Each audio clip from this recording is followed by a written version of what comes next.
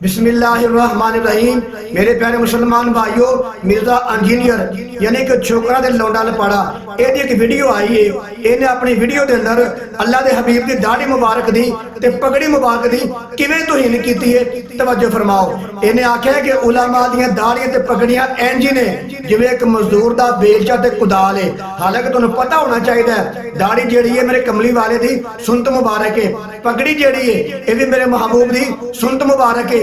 उलमा ने दाढ़ियां रखियां ने, पगड़ियां पाइयां ने, अपने महबूब दी सुन्नत समझ के अमल किया होया है। ते एडा बेईमान शैतान आदमी मिलदा कहंदा है कि उलमा दी दाढ़ियां पगड़ियां इंज ने जिवें मजदूर दा बेलचा ते कुदाल है।